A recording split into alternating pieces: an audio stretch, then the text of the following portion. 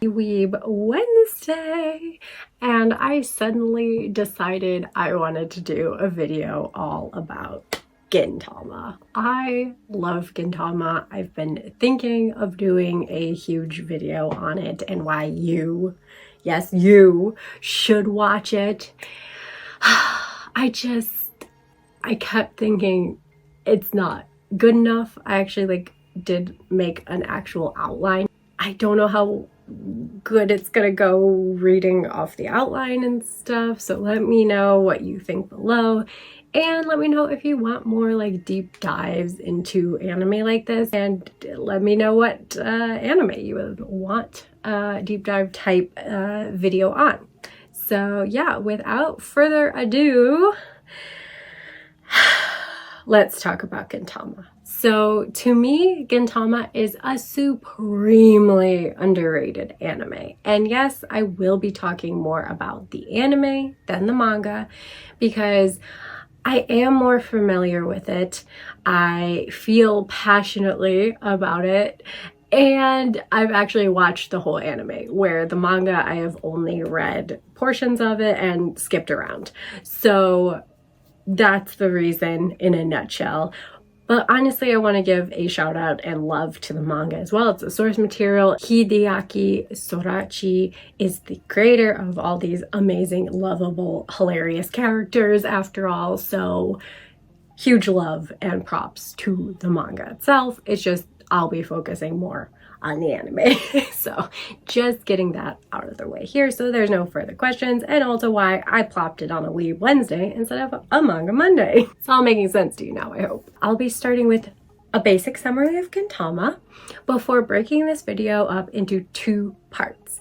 Why Gintama is underrated, sadly, and why you should watch Gintama.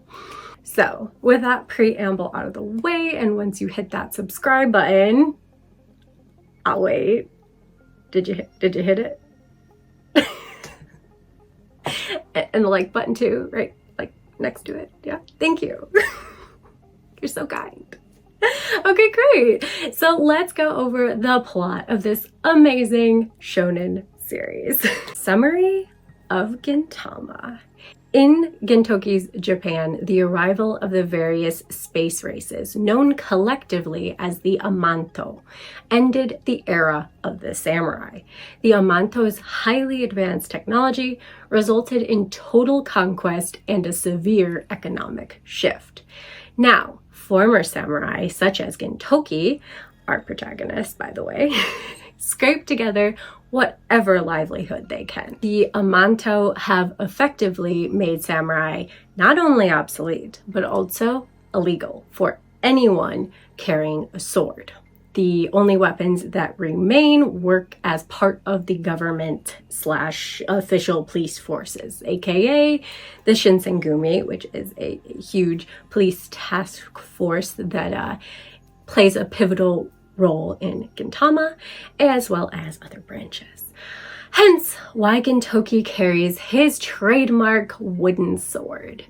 Gintoki sets up a business, Yorozuya, or odd jobs, that will complete any job for money. However, he's unmotivated and spending most of the day on the couch with the latest issue of Jump and a carton of strawberry milk is his preferred pastime. It turns out that his new unpaid employees, Shinpachi and Kagura, are going to interfere with his pastime even more than his work.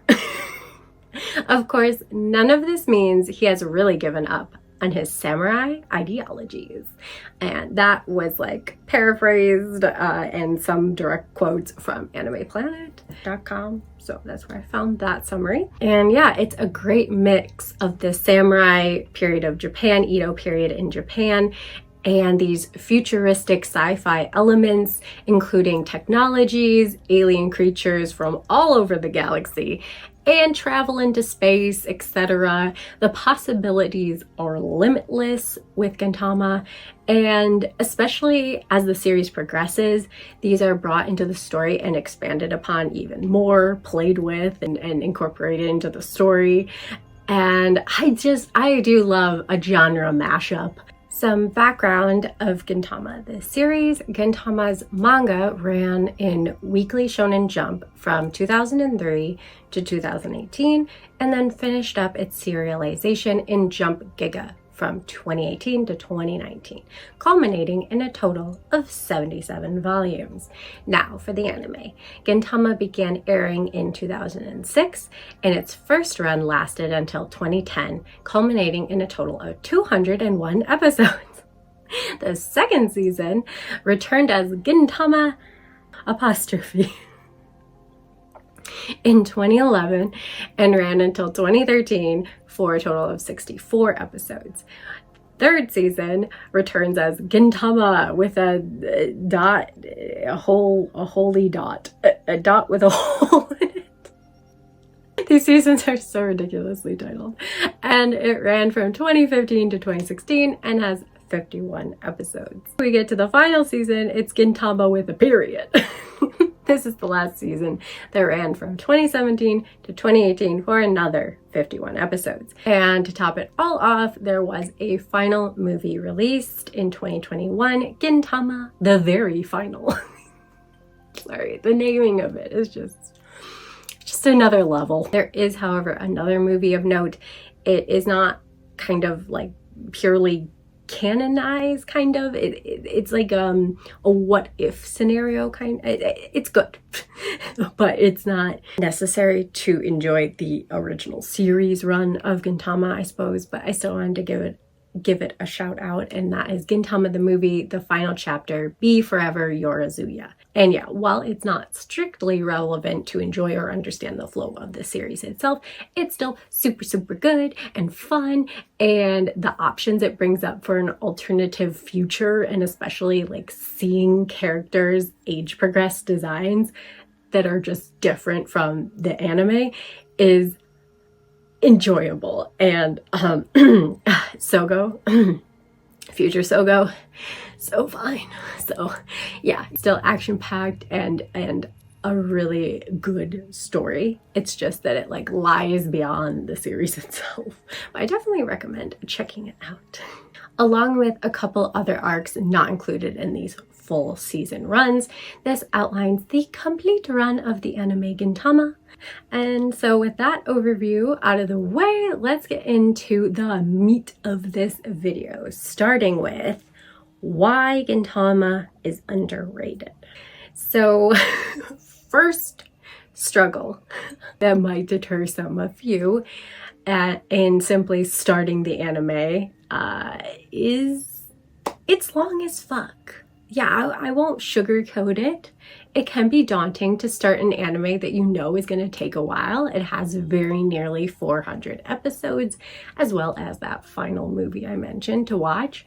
But the one great part now is that it has a clear ending. I have to say personally, I understand not wanting to get into a long-running series, and it's a big reason why I haven't continued on since, you know, my youth with One Piece and stayed up to date with it, since it's so long and daunting and it feels like I will never catch up and it will never end. But One Piece is still going and Gintama is finished. Sure, they'll, you know, probably milk it at some point with spin-offs or whatever, but the series has a conclusion. And so you at least know, after you put all the hours into watching it or reading it, you will see how it all plays out. Overall, I think it's a really solid ending, bringing everything full circle. And though if I have to nitpick, I'd rather ended it a little earlier with the season before it does its time skip arc. However, I still think the ending makes sense and fits the series. And I teared up watching the final movie. I enjoyed it a lot. So just because it's long doesn't mean you should automatically count it out.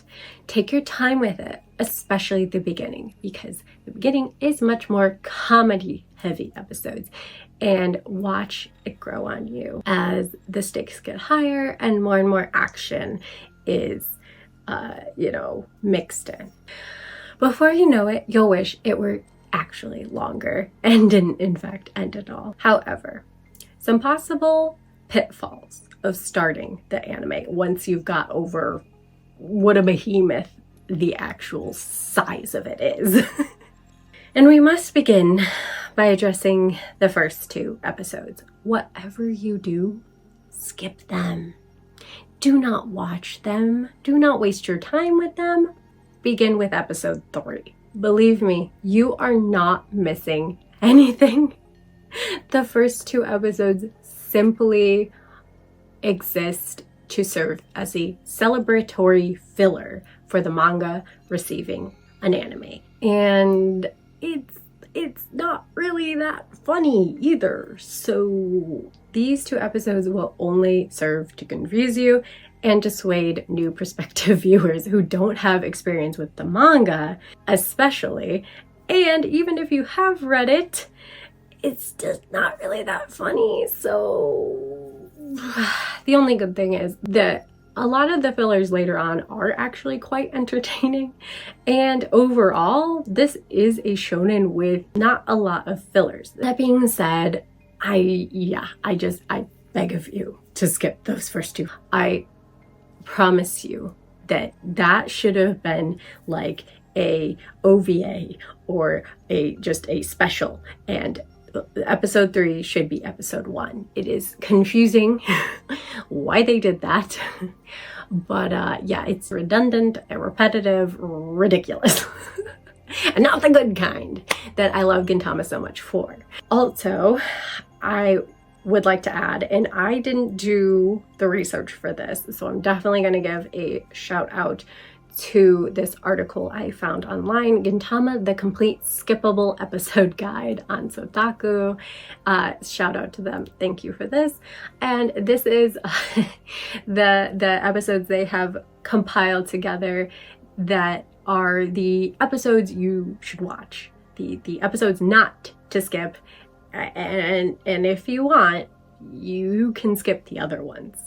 It's totally up to you, but it might make it a little easier in the beginning and a little quicker to get through the more comedy-centric episodes that aren't always for everyone. They can be hit or miss. So the episodes not to skip, write them down. Episodes 3, which is where you should start, to episode 10.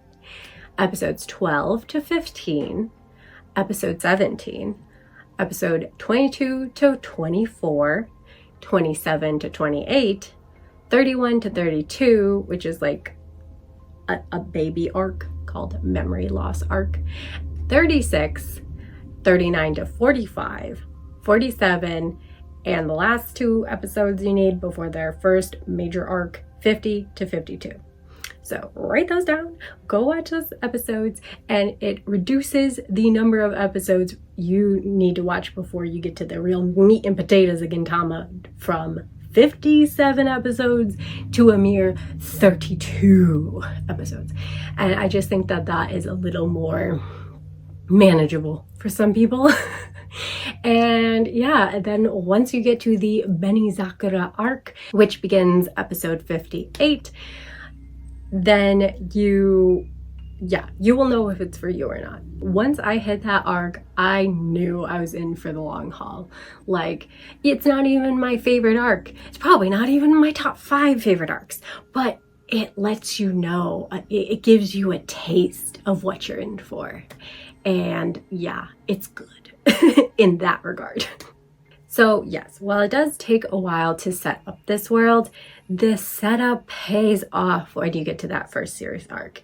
And you have to meet the different characters because they are recurring side characters and they matter as the, entire series plays out. If you aren't into it by then and you don't want to watch every episode basically, that follows these 3 nuts, then you probably should just get out then. But at least you have given it a good try. But yeah, if you do enjoy it and you do decide to stick with it, I think you'll find the series only gets stronger and better with each new season. The comedy's jokes hit better because you know the inside jokes, the characters, bits, and personalities of the characters hit harder.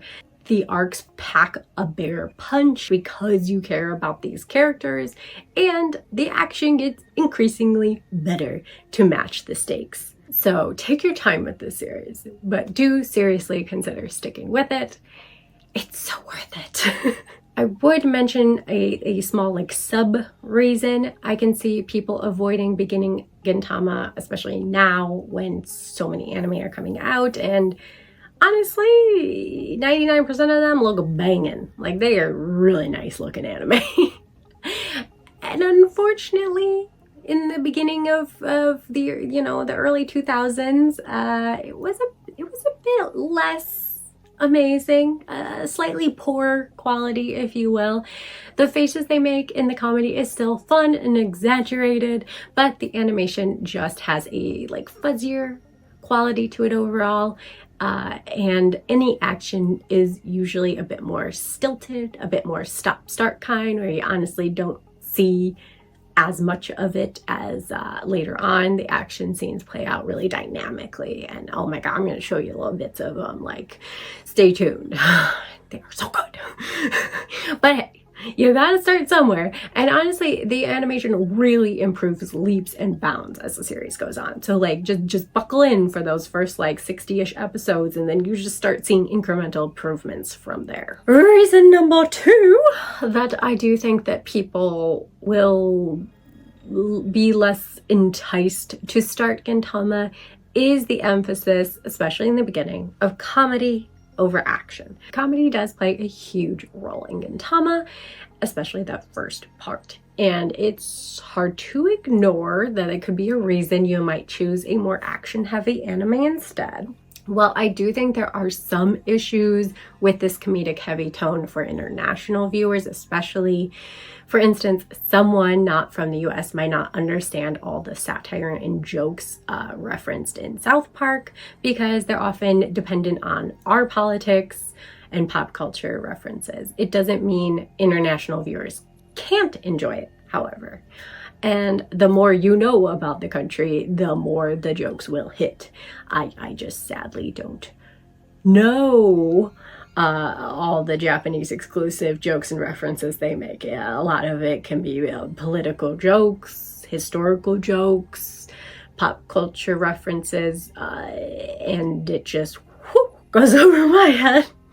Which I understand can be off-putting and in general kind of confusing to international viewers who simply can't understand the references or know the people that they're satirizing.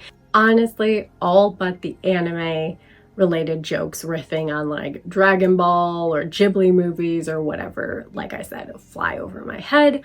I do feel like a Japanese audience is obviously going to be able to appreciate and have a more in-depth understanding of the jokes. But that's not all there is to the comedic antics of this show.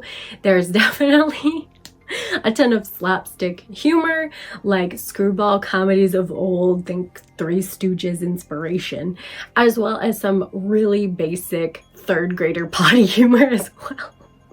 Which I don't know if that's like gonna be a draw for you or not, but sometimes those stupid childish jokes, they hit, okay? At least they hit for me. Maybe it's because I got like a third grade boy's sense of humor sometimes. But what can I say? I think to some extent, most of us can enjoy that type of humor when it's not overdone or too childish in its execution, and I don't feel that way with Gintama at all. Are there poop-related jokes? Yes.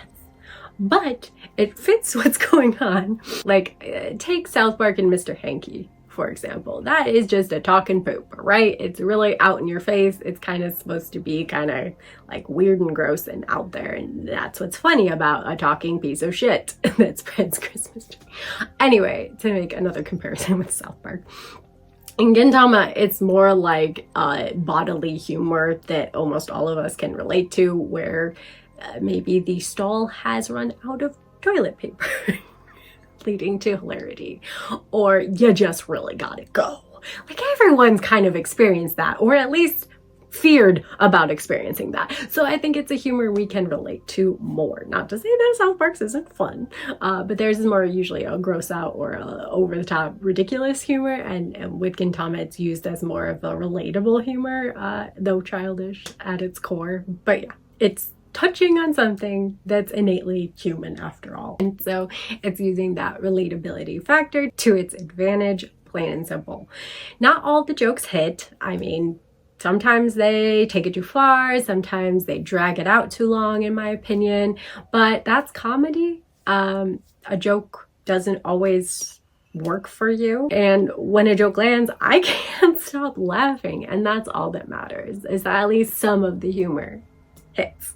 Like I have said, the comedy is especially heavy, and the major I'd say like 90% comedy, 10% action in those first 57 episodes until we get to the Benizakura arc. And then it's striking a better balance where you'll have some more comedic centric arcs. You'll have some comedic episodes, just purely funny, ridiculous, sprinkled throughout, and then more serious arcs that are more like, 70% action and more intense, and then like the 30-40% still getting the comedy and the goofiness in there. So yeah, I think it strikes a better balance as it goes on, and you'll maybe just learn to appreciate the comedy more. Maybe it just brainwashes you into being more enjoying of the comedic stunts the characters pull and silly situations they get themselves in, because you've just grown to love the characters, and there is that too. So we have reached the final nail in the theoretical coffin for Gintama, reaching prospective new viewers and readers, and that is publications and marketing in the United States. God damn, the publications and marketing in the United States is abysmal. And I'll probably be ranting for a bit about it, so bear with me. First off, Viz never finished publishing the manga. Full stop. Like, why get into collecting a series that is ultimately unfinished? It only has 23 of its total 77 volumes printed in the United States. Something else egregious about it is the way that Viz or Amazon, I don't know which to blame, has had the audacity to market the 23rd volume, giving people a false belief that this is the final volume in their Amazon summary. I don't have that final volume of volume 23 to look at myself to see if it's printed right on the book, but it's an Amazon summary. And I'm sorry, excuse me, what? You didn't even publish half of the goddamn volumes of this series, this brilliant fucking series. And have the audacity to claim that? Like, take that down. Take it down right now. What complete and utter bullshit. That is only going to be confusing more people who innocently start up this shonen series that think, oh, this just has 20-30 volumes. That's a nice, doable shonen. I mean, in general it is, because some shonens run fucking 77 volumes long, But, yeah. Based on some like Amazon reviews, when I scroll down, there is no to be continued like in the end of that 23rd volume. So it really does seem to indicate this is Viz's final English release. And so that equates to being its final volume, I guess. I still just don't agree with that. I mean, it's one thing to not print anymore. It's another to falsely market it as the final volume. I couldn't, at the time of me like researching this, which was granted a couple months ago, because I've been working on this a while, and I should have double checked. If I do see anything else while I'm editing, I'll put it up here. But there isn't even a Kindle release. Like you can't buy the digital books on Amazon Kindle either. So yeah, and I also looked around the internet to see if you could get them digitally on the Shonen Jump app, Viz's app for Shonen Jump manga. And based on comments from Reddit, it does not look like it. This was an old forum, however, so things could have changed. I wasn't going to download the app. I'm sorry, like, I just don't care enough. But if they have put it on there, that's great. At least you could read it digitally. However, I don't have hope that they did bother, because it just doesn't seem like they gave a damn about Gintama. Although one person did point out and gave me a little ray of hope that Viz hasn't let their rights on what little bit of Gintama they did publish lapse. They are continuing to publish these 23 volumes, so you can go and buy them right now at retail price, and that maybe means there's a slim chance of the manga being resurrected, whether it's physically or digitally. That would just really be great to see, and would help to actually possibly get more people to check out the series, because hey, the whole thing is actually available for you to consume. What a wonderful thing. Oh, on the other hand, we have the anime. Bless the anime. It's not gonna get better, folks. So what did the wonderful US distributors do with the anime? Well, initially, before I became a fan, by the way, they released 4 DVD collections with 13 episodes in 2010, which is frankly disgraceful. That's not even a fraction of the actual season of Gintama out at that point in 2010. And why 4 separate collections of so few episodes? Like, talk about freaking money grab. It's honestly messed up. Sentai Filmworks, I am calling you out to make fans purchase these DVDs, which I cannot see the original price of, but can gather from reviews below, was not cheap. And they got such a small number of episodes. And no dub. And shitty looking subtitles, if the reviews are also to be believed. Again, I never actually watched these original DVDs myself.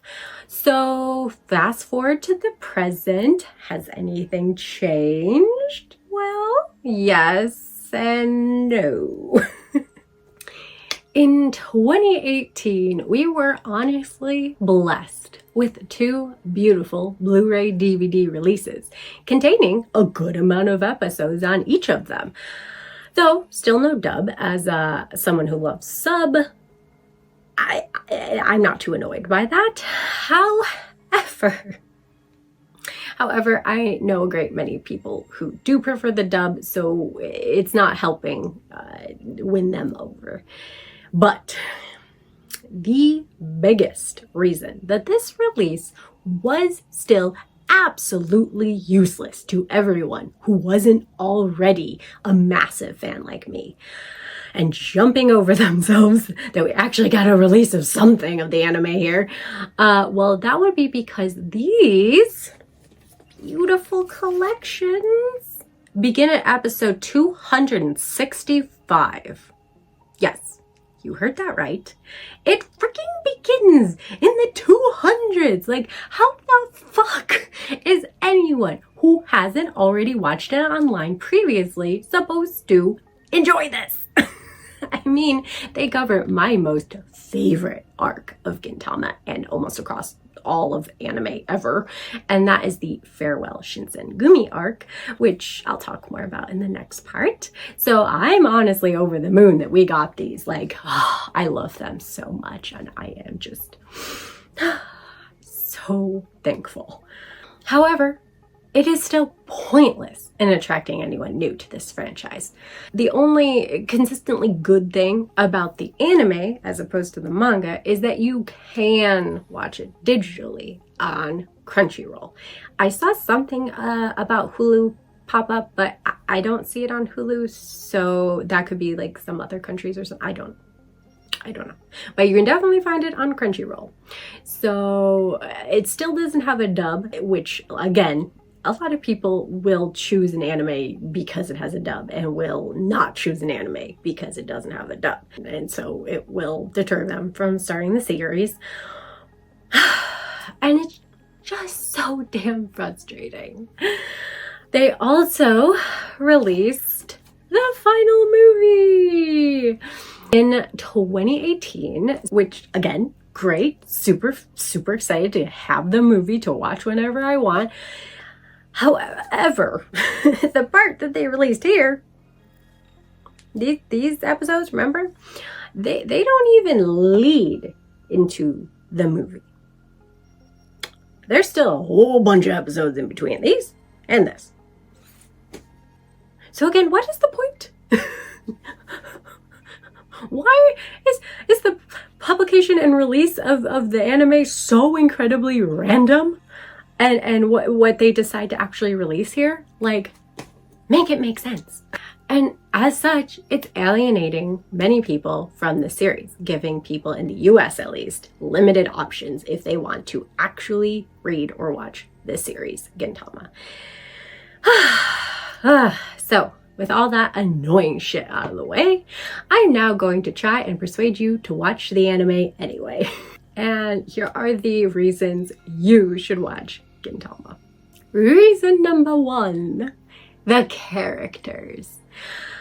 There is such a huge cast, so chances are you are gonna find one character to connect with and love, at least. It's just basic odds, okay? And they're all a weird group of goofballs they're just so fun, okay? They're so fun and entertaining.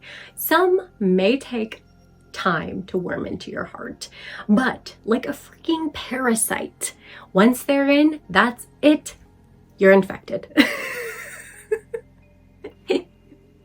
The cast is big, so there is someone for everyone to relate to, enjoy, hate, watch, whatever connection you make with them. The villains are actually nuanced and have motivations, and you know, like a lot of people like the villains of Gintama. Like, you know, they have backstories, they're pretty fleshed out. Our main trio, the Yorazuya, provides us with a charming, albeit dysfunctional, found family. Their relationships are perhaps a bit more bizarre on the daily, but ultimately they will do anything for one another and to protect their neighborhood. That's like a larger, extended, odd found family. We have our protagonist, Gintoki, who I touched on in the summary, and definitely has a bit of a different vibe to most shonen protagonists. He's funny, sometimes pessimistic, a goofy, yet of course kind-hearted middle-aged man who loves a drink, reading Shonen Jump, and has a major sweet tooth. There is of course more to him as we find out his rather traumatic past, and overall he's just a great protagonist you want to root for. He's childish at times, and so entertaining when he's being lazy or trying to play it cool.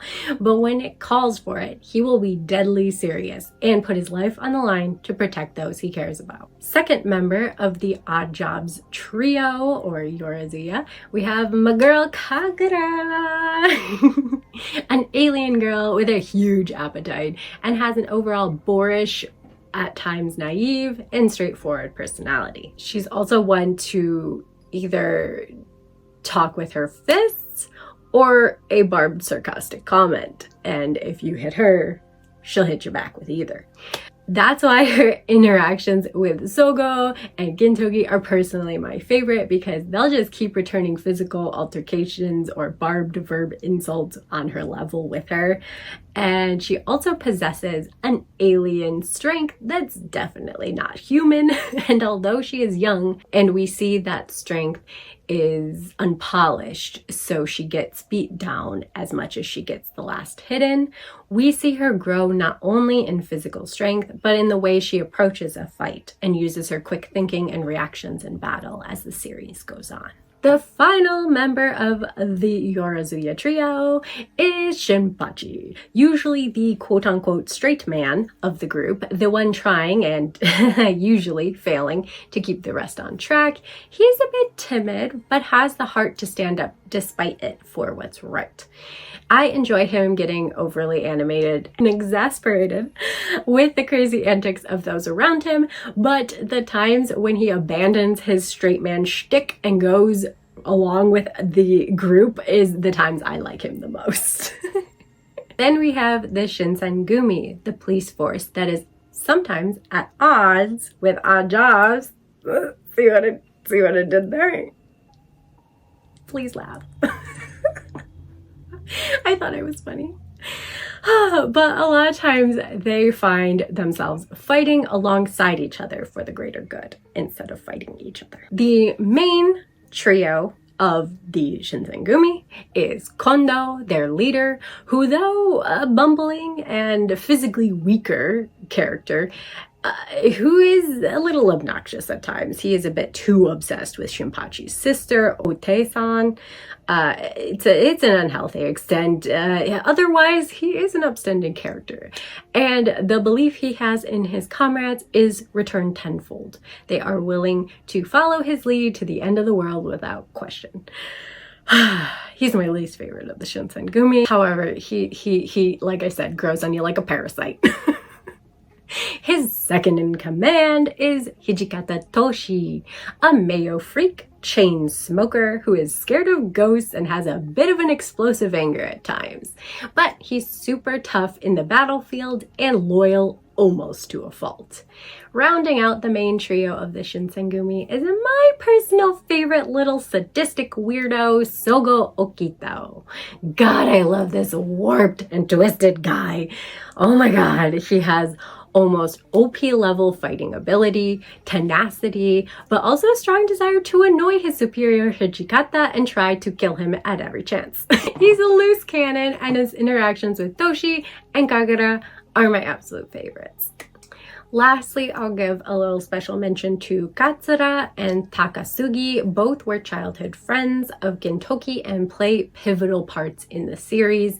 Katsura is leading the Jonin Rebels, basically a terrorist organization trying to fight back against the Amanto. However, he and his men are honestly so bumbling, to put it nicely, that they're not usually much of a threat, though he's a sharp tactician when it counts on the battlefield. Katsura seems prone to mostly just annoying the government and Amanto alike. But I honestly think, though he doesn't agree with the way the world is and wants to change it, he doesn't want to cause actual pain and bloodshed to do so. And I think that's admirable. Unlike Takasugi. So he is the series' quote-unquote villain or antagonist for a large portion, especially in the first part of the series, beginning with the Benizakura arc and their first altercation with this terrorist group he's leading that isn't afraid to get their hands dirty, wreaking havoc on the government, the Amanto, and innocent bystanders alike. He has a real disdain for Gintoki, and we come to learn more about their relationship as the series progresses, and they're really shown to be polar opposites in their ideologies and approaches to this new post-Amanto Japan. However, all that to say, he is a nuanced antagonist, and while he isn't my personal favorite, I can understand where he's coming from sometimes and even feel for him. Gintama does that so well. Even characters I straight up hate, I'll come around to feel at least a twinge of sadness and empathy towards them in the end. Kind of hate it, but I love it at the same time. Characters are just done really well in this series if I haven't made that clear enough. And there's also a huge cast of supporting, albeit returning characters, including, but not limited to, Nobami, Vice Captain of the Assassination Unit Mimowara Gumi, and another personal favorite of mine,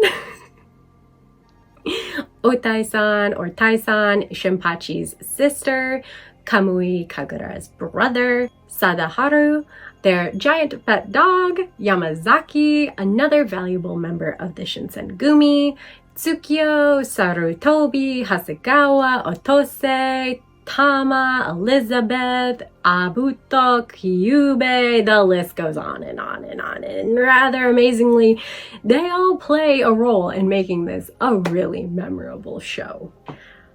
And they are all integral pieces of my second reason that you should watch Gintama, the comedy. While I understand how it can be a deterrent, I also think it is a valuable piece of this shonen anime that makes it stand apart from the rest and makes it unique and brilliant. This show is at times downright nonsensical, full of hilarity and slapstick comedy. Not to mention references galore, and while yes, not all references are something I personally understand, I can even enjoy those references because of the deadpan delivery or the ridiculous lengths they go to deliver the joke. Like, sometimes not even the joke itself that gets me. Also just the off-the-wall shenanigans they get themselves into, or very likely start themselves. Like, it's just the craziest out there things you could think of. For instance, defending Otai-san's panties, using the shogun, yes, the leader of Japan, as a literal snowboard, amidst other abuse that they rope him into. Shoving each other into fists, walls, oncoming cars, you name it, in order to avoid getting hurt themselves. Or simply just because they can. Not to mention that the show is very self-referential. Think like Deadpool, and often breaks the fourth wall to various comedic shenanigans. There are also a lot of reoccurring gags that kind of make you feel like you're part of the in crowd. You're in on the inside joke. Like Okita constantly trying to kill his superior Hijikata, or Kondo lightly stalking Otai, which leads her to punching, kicking, abusing him. Rightly so. Kagura and Shinpachi fighting like siblings, Ginchan drinking to excess, or his quests for the new Shonen Jump issue, Katsura being constantly referenced to as Zera, and his yelling, "That's not my name!"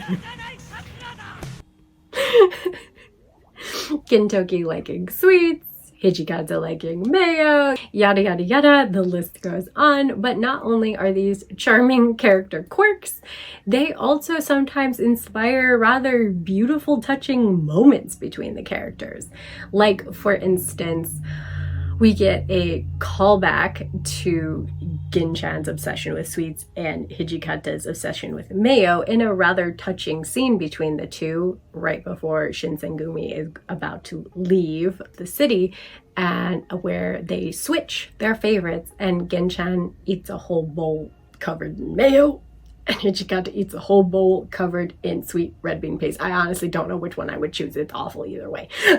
But it just shows their camaraderie, the bonds they created through this funny yet adorable moment of eating each other's weird go-to meals. It's, yeah, things like that that get called back to or add some heart to it, that you just fall in love with them all over again, honestly. At least I do. And of course, reason number 3 is gotta be the action. Like, okay, if you're not huge into comedy series, I get it. Although I find it a lot of fun, some bits are not my cup of tea either. But damn, when the action gets going, it hits. And it hits hard.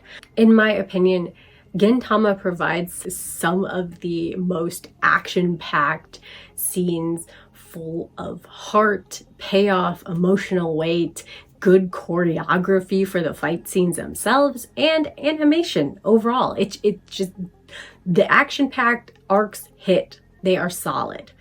And with a banger soundtrack to amp you up even more, with great OPs and endings, and the best example I can think of, the arc I briefly mentioned earlier, the Farewell Shinsengumi arc. I have to take a moment to just go off about how freaking amazing this arc is, okay? There will be out of context spoilers, so if you just want to take my word for how great Gintama is and get to watching, you know, feel free to skip ahead here, skip now, or just buckle in as I gush about this arc. Like I said, I am very, very grateful to have it on Blu-ray, And if they chose just one section of Gintama to release here, in my opinion, they chose the best one. I mean, beginning this arc, we are actually directly coming off what happened in the previous arc, Shogun Assassination arc, which is also included in this Blu-ray. And it's a quality arc too, with dramatic moments that seems to wrap up in usual Gintama fashion until we see that's not the case. Now we are facing the repercussions from that previous arc. The first time one arc has led straight into another arc like this, and we now have a more serious, dark, even sad tone going into it. But honestly, they still balance that with their trademark comedy. It's pure gold. I love the comedy, especially during this arc, because it helps break up the tension and the just weight of the sadness in these episodes, and break up the tension as we are ramping up. But as the arc goes on, the tone seamlessly transitions to fully action heavy and doesn't have time for comedy anymore. It leads to a huge melee fight with everyone fighting for their lives, tooth and nail by the end. And I don't want to give anything away, which is why I'm being vague about the details, since the whole point of this is to get you to go watch it for yourself. But it's just some of the best action sequences and animated fight scenes, in my humble opinion. I really enjoy every single moment. Kagura screaming Gin-chan lives rent-free in my brain. And I just need to share this particular moment with you all. Hopefully I won't get copyrighted for my troubles.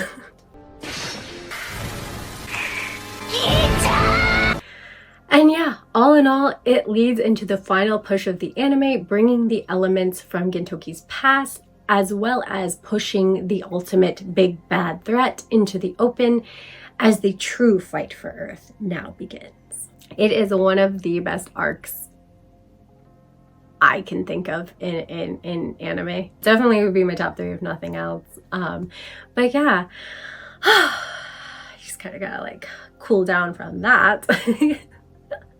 And give you the 4th reason that you should be watching Gintama. It's a fun friend watching experience. Personally, I watched this entirely alone, got super invested and never looked back. However, I've found revisiting the anime with friends gives even the episodes that were comedy heavy and initially didn't hit me as hard to become much more fun. Honestly, it's because you're kind of making fun of it, but what's wrong with that? If you're laughing and you're enjoying yourself, it's a good time, in my opinion. So, in conclusion, go watch Gintama. Seriously, it's great. What more do I need to say? I've already talked for way too long about how amazing a series it is and how you should give it a chance if you haven't already. And lastly, to any of you lovely folk who have watched or read the series and love Gintama as much as I do, just know you are awesome and I applaud your taste. Take a moment, pat yourself on the back, and please comment below telling me what your favorite thing about Gintama is or who your favorite characters are. I'd be so very happy to hear it. And that'll do it for this very long ranting and gushing video about Gintama. Thanks again for watching. Until next time, bye!